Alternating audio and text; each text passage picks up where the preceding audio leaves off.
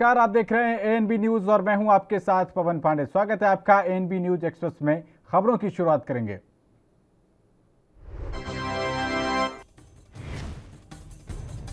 भक्ति वेदांत स्वामी प्रभुपाद की 125वीं जयंती के अवसर पर प्रधानमंत्री नरेंद्र मोदी ने 125 रुपए का सिक्का जारी किया। ये विशेष स्मारक सिक्का, इस दौरान उन्होंने वीडियो कॉन्फ्रेंसिंग के जरिए कहा कि हम श्रील प्रभुपाद जी की 125वीं जन्म जयंती मना रहे हैं। ये ऐसा है जैसे साधना का सुख और संतोष एक साथ मिल जाए।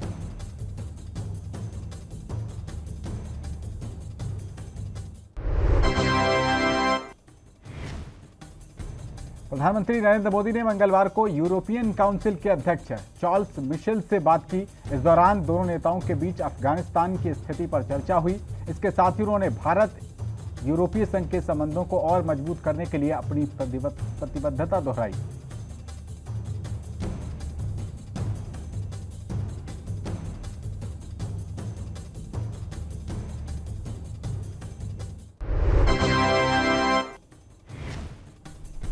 बॉलीवुड के मशहूर एक्टर कमाल राशिद खान सोशल मीडिया पर काफी एक्टिव नजर आ रहे हैं। कमाल राशिद खान ने 2024 में बनने वाले देश के प्रधानमंत्री को लेकर ट्वीट किया है, जो सोशल मीडिया पर जमकर वायरल हो रहा है। अपने ट्वीट में कमाल राशिद खान ने दावा किया कि साल 2024 में मोदी जी फिर चुनाव जीतेंगे।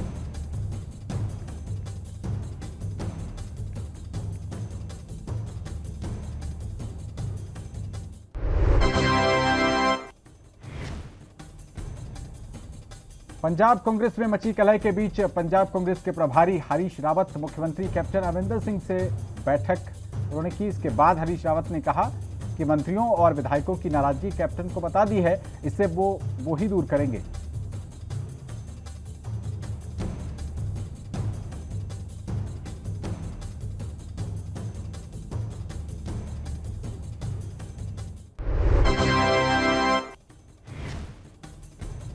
पश्चिम बंगाल में चुनाव के बाद हुई हिंसा की सीबीआई जांच के खिलाफ ममता बनर्जी सरकार सुप्रीम कोर्ट पहुंची।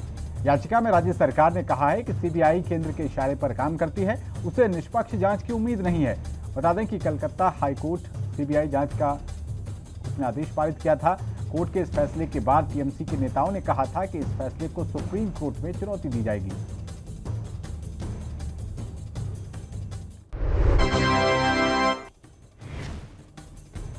नेशनल मोनेटाइजेशन पाइपलाइन प्रोग्राम का ऐलान होने के बाद से कांग्रेस के पूर्व अध्यक्ष राहुल गांधी इसे लेकर सरकार पर हमला कर रहे हैं। उन्होंने कहा कि मोदी जी ने पहले कहा था कि मैं डीमोनेटाइजेशन कर रहा हूं और वित्त मंत्री कहती रहती हैं कि मैं मोनेटाइजेशन कर रही हूं। किसानों, मजदूरों, छोटे दुकानदार, एमएसएमई, सैलरी क्लास, सरकारी कर्मचारियों और ईमानदार उद्योगपतियों का डीमोनेटाइजेशन हो रहा है।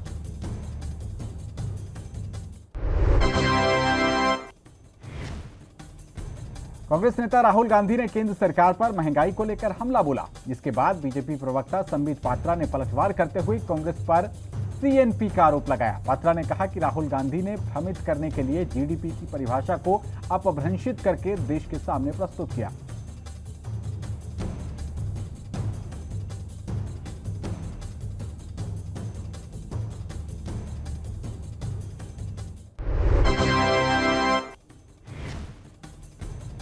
नेशनल कॉन्फ्रेंस के नेता उमर अब्दुल्ला ने कहा है कि सरकार ये बताए कि क्या वो तालिबान को एक आतंकी संगठन मानती है या नहीं। उमर का बयान कतर में भारत के राजदूत द्वारा तालिबान पक्ष के अनुरोध पर शेर मोहम्मद अब्बास से मिलने के बाद आया है।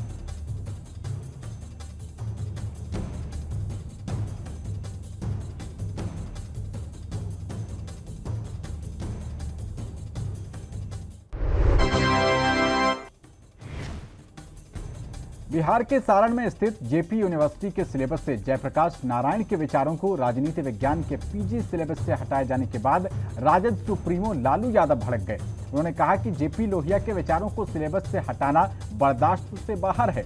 सरकार इस बात पर संज्ञान ले। खास बात है कि जेपी बाबू के एक शिष्य नीतीश कुमार भी हैं। वो बिहार की कमान संभाल रहे हैं, पर फिर भी ऐसा हुआ।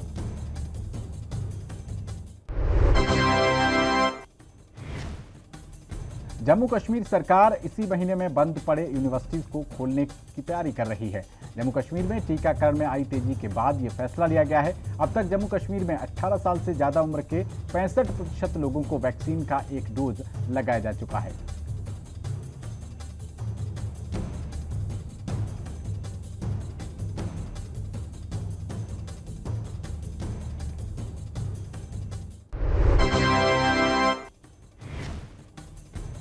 यूपी के प्रयागराज के सुजीत निषाद गंगा नदी में नाव चलाकर परिवार का पेट पालते हैं। प्रियंका गांधी की टीम से जुड़े सूत्र ने बताया कि नाव बनाने में काफी समय लगता है, इसी वजह से देरी हुई। इस पर करीब 1 लाख रुपए का खर्च आया। प्रियंका लगातार अपनी टीम से इस बाबत पूछताछ करती रही।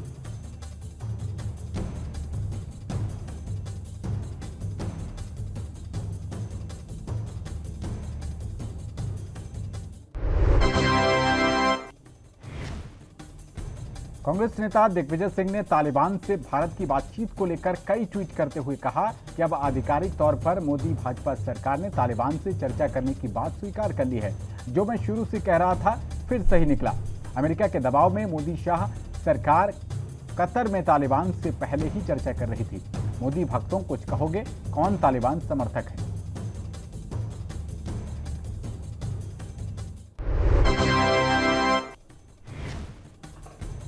जनता के काम को लेकर ढीला रवैया अपनाने वाले लापरवाह सरकारी कर्मचारियों और अफसरों पर अब सरकार पूरी तरह निगरानी रखने वाली है। हरियाणा सरकार सरकारी कामों की निगरानी के लिए नया सॉफ्टवेयर लेकर आई है।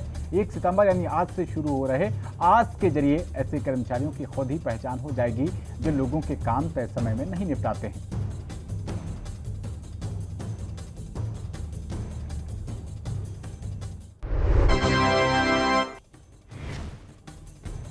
उत्तराखंड के मुख्यमंत्री पुष्कर सिंह धामी ने खटीमा में शहीद स्मारक पर पुष्प अर्पित कर शहीद राज्य आंदोलनकारियों को श्रद्धांजलि दी।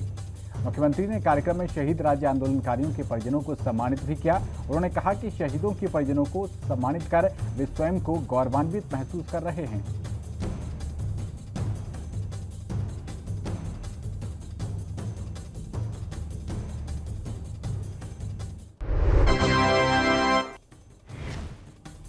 मध्य प्रदेश के मुख्यमंत्री शिवराज सिंह चौहान ने भोपाल के मिंटो हॉल में 1500 मेगावाट क्षमता के आगर शाहजहांपुर नीमच सौर पार्क को लेटर ऑफ अवार्ड का वितरण किया। सीएम शिवराज ने कहा कि मध्य प्रदेश में आज मैं एक दूसरे संकट का सामना कर रहा हूं, वो है सूखे का संकट। हमारे 17 जिले कम वर्षा के कारण सूखे से प्रभावित हैं।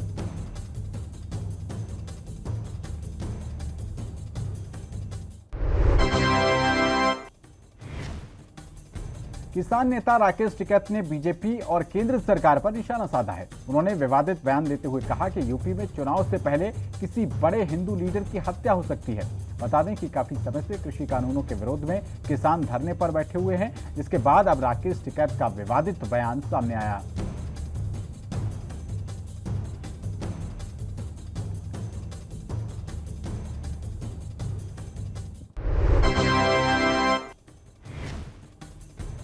नेशनल कॉन्फ्रेंस के नेता उमर अब्दुल्ला ने कहा है कि सरकार ये बताए कि क्या वह तालिबान को एक आतंकी संगठन मानती है या नहीं। उमर ने कहा, अगर वो आतंकी समूह है तो फिर क्यों आप उसके साथ बात कर रहे हैं? अगर आप उसे आतंकी संगठन नहीं मानते हैं तो संयुक्त राष्ट्र जाएं और वहां से उसे आतंकी संगठन की लिस्ट से हटवाएं। पहले अपना मन बना लें।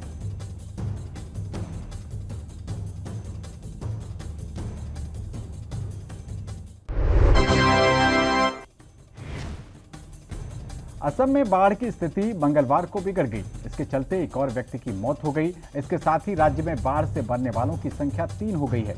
एक आधिकारिक बुलेटिन के मुताबिक 18 जिलों में बाढ़ से लगभग 5.74 लाख लोग प्रभावित हैं।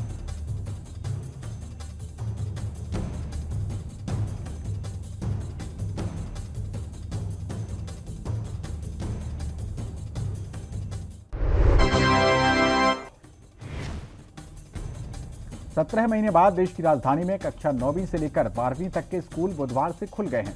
मनीष सिसोदिया ने कहा कि अगर किसी भी स्कूल में कोरोना के फैलने का कोई भी खतरा होता है तो उस स्कूल को बंद करने में सिर्फ 30 मिनट लगेंगे। शिक्षा मंत्री आगे बोले कि वो स्कूल तत्काल प्रभाव से बंद कर दिया जाएगा।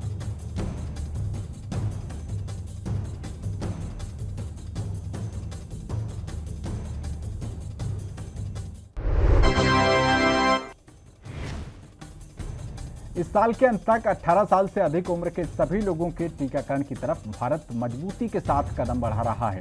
5 दिन के भीतर दूसरी बार मंगलवार को कोरोना रोधी वैक्सीन की 1 करोड़ से ज्यादा डोज लगाई गई। इससे पहले 27 अगस्त को 1.08 करोड़ टीके लगाए गए थे।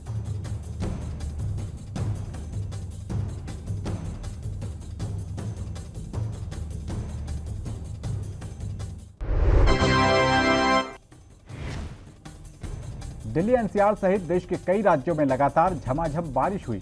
दिल्ली के कई हिस्सों में सड़कों पर जलभराव देखने को मिल रहा है। वहीं उत्तर प्रदेश के भी कई भागों और महाराष्ट्र में भी बारिश से जनजीवन प्रभावित हुआ है। मुंबई में लंबे समय के बाद दक्षिण पश्चिम मानसून एक बार फिर सक्रिय होने के साथ ही शहर में भारी बारिश हुई।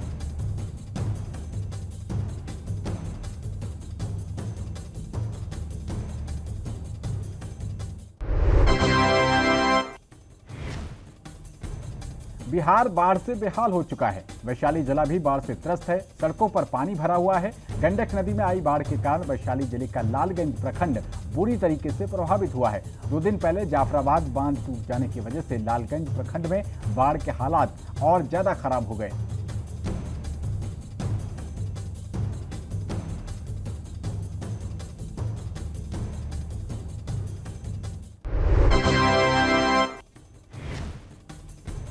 नोएडा दिल्ली में सुबह भारी बारिश होने से निचले इलाकों में घुटनों तक पानी भर गया और कई हिस्सों में यातायात बाधित हो गया। भारत मौसम विज्ञान विभाग के मुताबिक राष्ट्रीय राजधानी में हर साल सितंबर में औसतन 125.1 मिलीमीटर बारिश होती है। इसका मतलब है कि दिल्ली में इस महीने के पहले दिन ही पूरे महीने की 90% बारिश हो गई।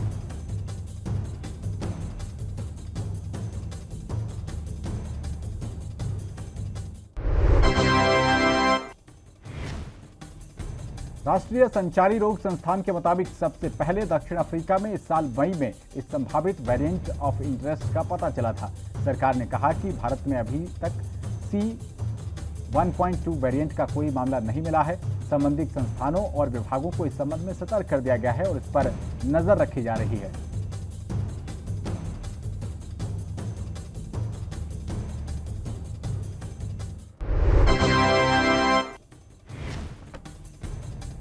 केरल में कोरोना का कहर जारी है। आंकड़ों के मुताबिक पिछले 24 घंटे में 32,803 नए मरीज कोरोना से संक्रमित हुए हैं और 173 मरीजों की मौत हुई है। इतने ही समय में 21,610 मरीज संक्रमण से उबरे हैं। राज्य में अब तक 38,38,614 मरीज ठीक हो चुके हैं और 20,961 मरीजों की मौत हुई है।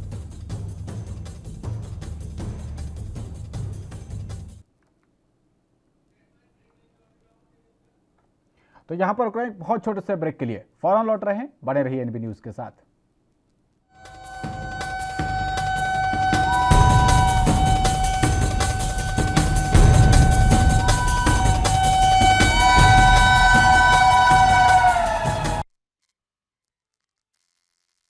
ब्रेक के बाद स्वागत है आपका एनबी न्यूज एक्सप्रेस में। खबरों में आगे बढ़ते हैं।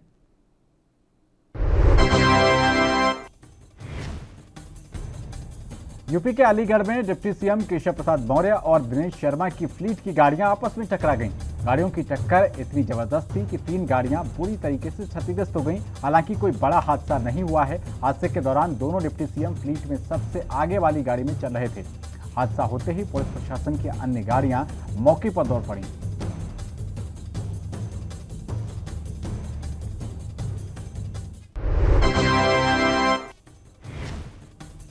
हरियाणा के पलवल में आयोजित इनेलो की प्रेस वार्ता को संबोधित करते हुए इनेलो के राष्ट्रीय उपाध्यक्ष अश्विनी दत्ता और प्रदेश प्रवक्ता डॉक्टर सतवीर ने कहा कि पलवल में 8 सितंबर को चौधरी ओम प्रकाश चौटाला कार्यकर्ताओं से मिलेंगे और लोगों से रूबरू होंगे। 25 सितंबर को जींद में ऐतिहासिक जनसभा होगी और हरियाणा में एक नए अध्याय की शुरुआत होगी।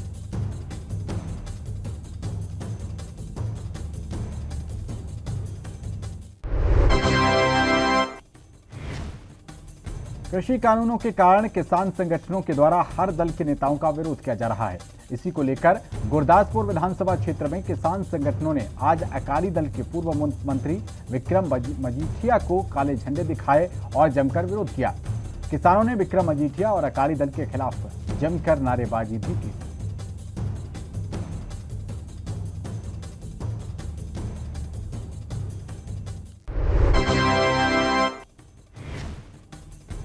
हरियाणा के गृह मंत्री अनिल विज बीते रोज पीजीआई से डिस्चार्ज होकर सीधे अपने कार्यालय जा पहुंचे थे। अस्पताल से लौटे अनिल विज आज पूरी तरह भावुक नजर आए और विज ने अपनी भावनाएं कविता के जरिए बयां की, जिसमें उन्होंने कहा कि मैं तो एक छोटा सा परिंदा हूं, अगर उन्हें कुछ हो जाता तो वो इसी बात से शर्मिंदा रह जाते कि वो लोगों की और सेवा नहीं कर पाए।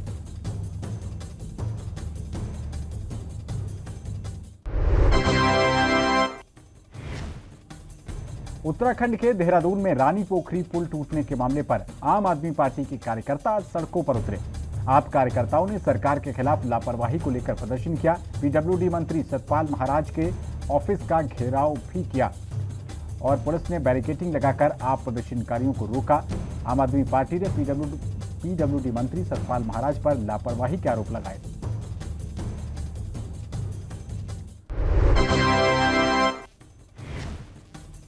यूपी के अमेठी जिले में मातृ वंदना योजना का शुभारंभ किया गया। आज इस योजना के तहत पहली बार गर्भवती होने वाली महिलाओं का पंजीकरण किया गया है। गर्भ के 5 महीने बाद से इन महिलाओं को इस योजना का लाभ मिलेगा। संयुक्त जिला चिकित्सालय असैदापुर गौरीगंज में इस योजना का शुभारंभ किया गया।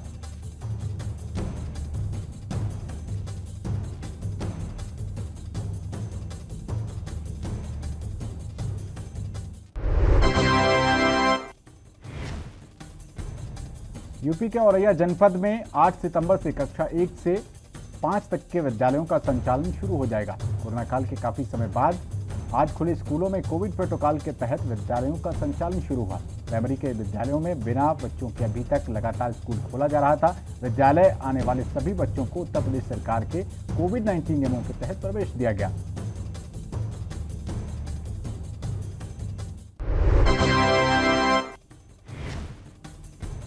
आगरा के आसपास के जिलों में वायरल बुखार का कहर तेजी से बढ़ता जा रहा है। स्वास्थ्य विभाग ने अलर्ट जारी कर दिया है। उत्तर प्रदेश सरकार ने रैपिड रिस्पांस टीम गठित कर दी है।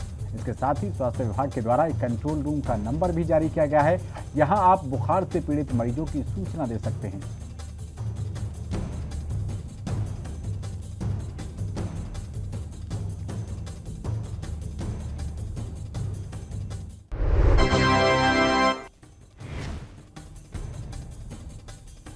पंजाब के बठिंडा में बीएसएनएल दफ्तर में कॉन्ट्रैक्ट बेस पर काम करने वाले कर्मचारियों की ओर से पिछले 10 दिनों से अपनी मांगों को लेकर धरना प्रदर्शन किया जा रहा है। प्रदर्शन के दौरान नारेबाजी करते हुए कर्मचारियों ने बताया कि उच्च अधिकारियों की ओर से आश्वासन दिया गया था, लेकिन अभी तक वादे पूरे नहीं किए गए हैं।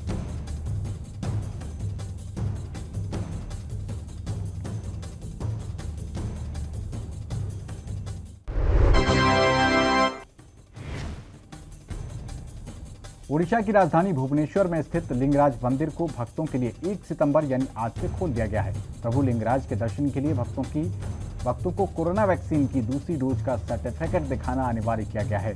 साथ ही कोरोना संकट के बीच एक बार में केवल 100 भक्तों को ही मंदिर में एंट्री दी जाएगी। साथ ही भक्तों को गर्भगृह में प्रवेश करने की अनुमति नहीं है।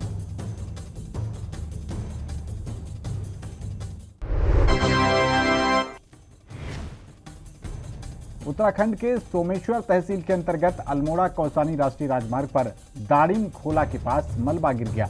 मलबा आने पत्थर गिरने से सड़क का आवागमन अवरुद्ध हो गया है। थाना सोमेश्वर के थानाध्यक्ष राजेंद्र बिष्ट मौके पर पहुंचे। जेसीबी द्वारा सड़क का मलबा साफ कराने का काम जारी है।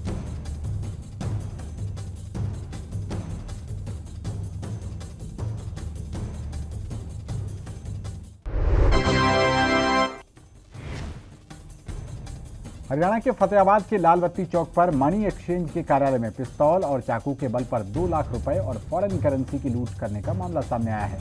बदमाश कार्यालय में बैठे व्यक्ति के सिर पर चाकुओं से वार कर लूट की वारदात को अंजाम देकर फरार हो गए। 3 युवकों ने इस वारदात को अंजाम दिया है।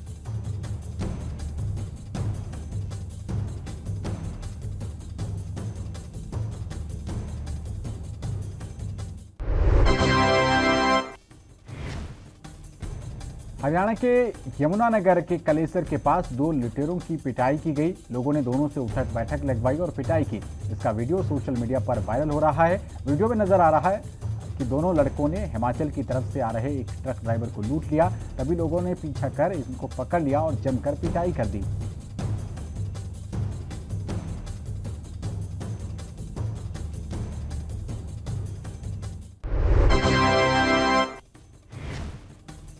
पड़ोसी देश नेपाल में बीते दिन सोमवार को बादल फटने से जल सैलाब का खतरा अब यूपी के लखीमपुर में भी बढ़ गया है। जहां उत्तराखंड के बनबसा बैराज से लाखों क्यूसेक पानी लखीमपुर खीरी के लिए रिलीज किया गया। वहीं जिले की मुख्य नदियां जिनमें घाघरा और शारदा नदियों का जलस्तर इतना बढ़ गया है कि नदियां अब उफान पर बह रही हैं।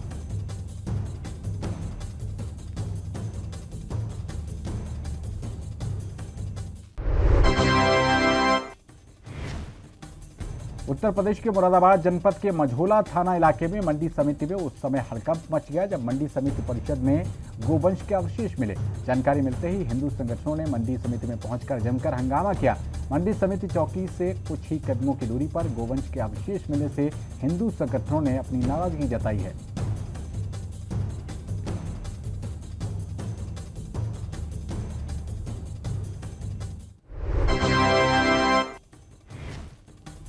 यूपी के जनपद मैनपुरी के ब्लॉक संसाधन केंद्र करहल पर उड़ान प्रतियोगिता का आयोजन किया गया। खंड शिक्षा अधिकारी करहल ब्रजेंद्र स्वरूप निगम ने मीडिया को जानकारी देते हुए बताया कि ब्लॉक संसाधन केंद्र पर उड़ान परीक्षा में न्याय पंचायत स्तर पर उत्तीर्ण छात्र छात्राओं ने प्रतिभाग किया। 2 सितंबर को ब्लॉक स्तर से उत्तीर्ण छात्र छात्राएं जिला स्तर पर उड़ान परीक्षा में प्रतिभाग करेंगे।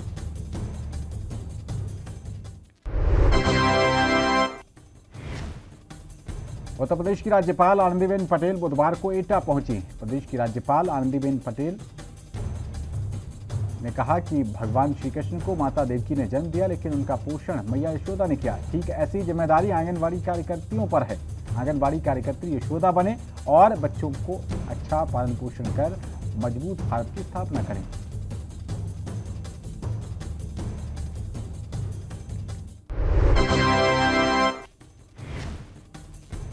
जलियांवाला बाग के जीर्णोद्धार को लेकर राहुल गांधी और कैप्टन अमरिंदर सिंह की अलग अलग टिप्पणी पर कैबिनेट मंत्री भारत भूषण आशु ने प्रतिक्रिया दी। मंत्री फतेहगढ़ साहिब पहुंचे, जहां उन्होंने कहा कि यह विचार का विषय है। मंत्री आशु जिले में शिकायत निवारण समिति की बैठक की अध्यक्षता कर रहे थे। 1 साल बाद यह बैठक संभव हुई।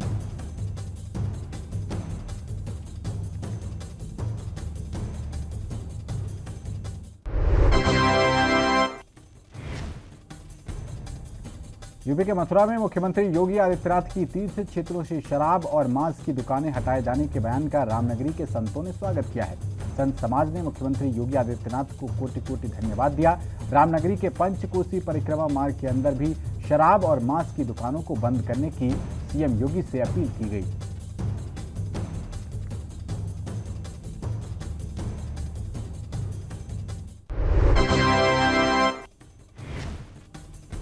उत्तर प्रदेश शासन ने कक्षा 6 से लेकर कक्षा 9 तक के बच्चों को शिक्षा की अनुमति दी थी। वहीं कुछ समय बाद आज कक्षा 1 से लेकर कक्षा 5 तक के बच्चों को शिक्षा की अनुमति मिलते ही छोटे बच्चों की विद्यालय रूपी ट्रेन आज पटरी पर आ गई। कानपुर के प्राथमिक विद्यालयों में छोटे छोटे बच्चों के हाथों में किताबें और पेन देखकर माहौल काफी अच्छा लग रहा था।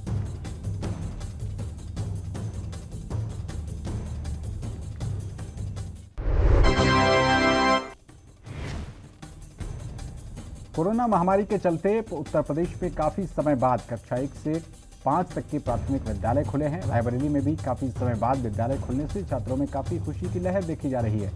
विद्यालय खुलने से पहले विद्यालयों को पूरी तरीके से सैनिटाइज करवाया गया। साथ ही विद्यालय में आने वाले छात्र छात्राओं को कोरोना गाइडलाइंस का पालन करते हुए प्रवेश दिया गया।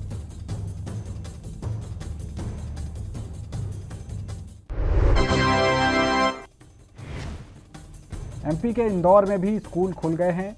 आज 1 सितंबर से शासन द्वारा 6ठी से 8वीं तक की क्लास के लिए नियम कायदों के मुताबिक स्कूल चालू किए गए हैं। स्कूल पहुंचे बच्चों से बात करने पर पता चला कि बच्चों में स्कूल पहुंचने पर काफी उत्साह है। घर पर ऑनलाइन पढ़ाई से ज्यादा अच्छा स्कूल में आकर ही पढ़ाई करना लगता है।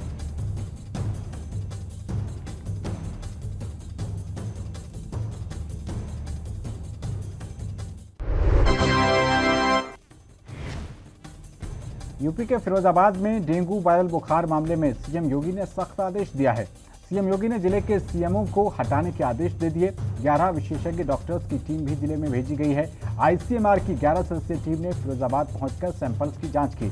जांच में कोविड का प्रभाव नहीं मिला है। साथ ही शहरी एवं ग्रामीण निकायों को क्षेत्र में साफ सफाई करने के मुख्यमंत्री योगी आदित्यनाथ ने निर्देश दिए हैं।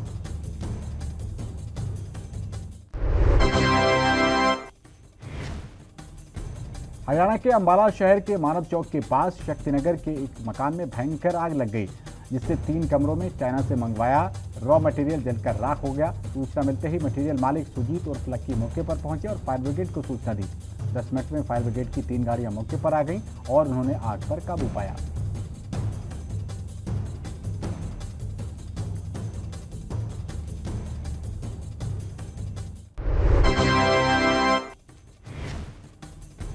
हरियाणा के बल्लभगढ़ के लघु सचिवालय के मुख्य द्वार पर नंगे बिजली के तारों का लटका जाल कभी भी बड़े हादसे का कारण बन सकता है। बल्लभगढ़ के पंचायत भवन में लघु सचिवालय अस्थायी तौर पर पिछले लगभग 1.5 दशक से चल रहा है। पुलिस अधिकारी की माने तो इन तारों की वजह से कभी भी कोई बड़ा हादसा हो सकता है।